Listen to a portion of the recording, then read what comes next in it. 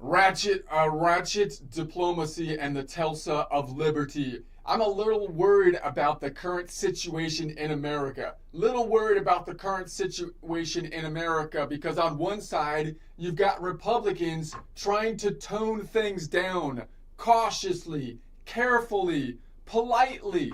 Like they're adjusting the volume on like a church organ during a hostage crime. I mean, it's like, and on the other side, you've got the middle of the Marxist road Democrats ratcheting up the tension like they're tightening bolts on a collapsing worldview, you know? And it's like you can't have one side ratcheting up the tension with ratchet while the other side is trying to tune things down with like a guitar peg, right? You see that there's like there's like a mismatch in the tools being applied for the ratcheting up versus the ratcheting down side of things, you know?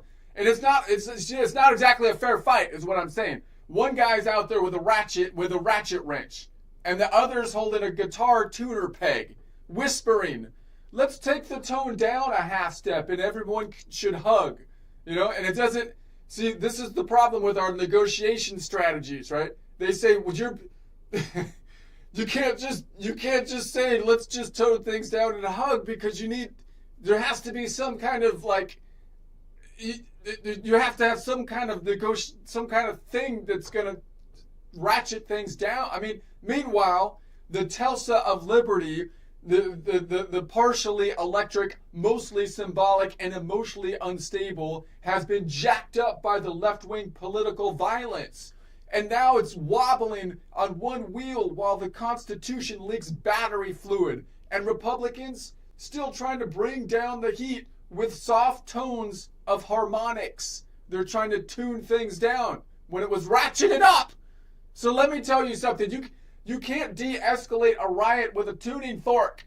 I know it. You know you don't stop a cultural arsonist by saying, "Excuse me, sir, your rhetoric is peaking in the red zone." Like you're tuning it, you know, that doesn't. And then, just when you think no one remembers what real strength looks like, Trump walks into the Middle East like a contractor with a clipboard and a wrench. He gives Hamas a Sunday 6 p.m. deadline, doesn't blink, doesn't flinch, and suddenly, ceasefire, hostage deal, progress. Like the region just remembered what accountability feels like. That's the kind of thing. Okay. Let's contrast that with the Biden pullout from Afghanistan strategy, the general middle of the Marxist road Democrat kind of plan here, which looked less like the pullout looked less like a foreign policy and more like someone accidentally hit unsubscribe on a country, you know. People falling off planes, weapons left behind, Taliban filming TikToks in our gear that we just left there. Honestly, Joe Biden can't even pull a successful pullout to take a piss. He can't even pull a successful pullout to take a piss, for crying out loud. That's why they always had him behind the podium to hide his wet pants. It's ridiculous. So maybe, just maybe, we can ratchet down the middle of the Marxist road Democrats before the threads of the Republic strip completely. Because once you jack the Tulsa of liberty too high on bad ideas, gender studies, and emotional legislation, you're not fixing it with a guitar peg. It's not gonna work. You need some actual some kind of substantive thing, you know. Feelings aren't going to bring it down. It doesn't, like, you need like a wrench. You need torque.